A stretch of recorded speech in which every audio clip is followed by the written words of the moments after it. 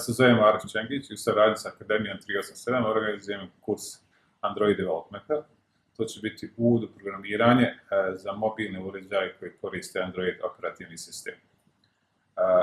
Ja se bavim IT-em više od 20 godina i radio sam kao programer, arhitekta i IT menadžer u nekoliko velikih internacionalnih kompanija, poput UPS i United Parcel Service, radio sam na Wall Street Journal, Istanbul Stock Exchange i trenutno radim kao predavač i freelance IT consultant. Kurs razvoja Android aplikacija će trajati 1 mjesec, počet će u septembru i bit će 3 puta sedmično, znači 4 sedmice, 3 puta sedmično, bit će total oko 30 časova instrukcija.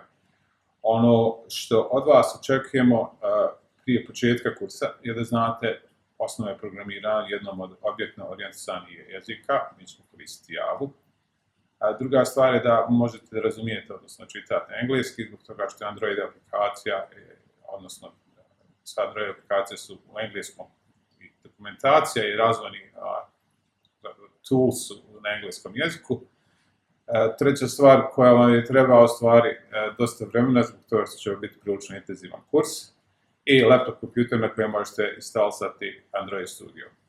Mi ćemo tokom kursa koristiti Android Studio koji je znači slobodna shareware, odnosno open source aplikacija za koju ne morate ništa plaćati i većina tools koje koristimo tokom kursa će biti također open source. Cilj kursa je da vas upozna sa načinom razvoja aplikacije na Android uređajima, znači počnemo sa osnovom Androida, vidite od čega se sastoji Android operativni sistem.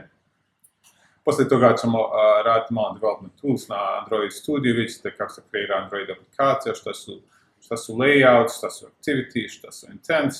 I poslije toga ćemo da radimo na nekim individualnim grupnim projektima, gdje ćete koristiti mobilne uređaje koje vi posjedujete, bilo dobro da posjedujete jedan Android mobilni uređaj, bilo tablet ili telefon ili bilo šta drugo.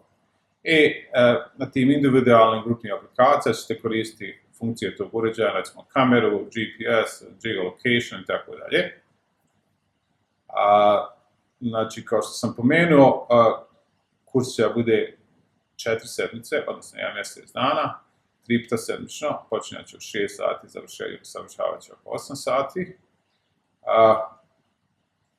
Ako još niste čuli, Android je najpopularniji operativni sistem na svijetu, najprodavaniji, odnosno najviše uređaja sa Android operativnim sistemom.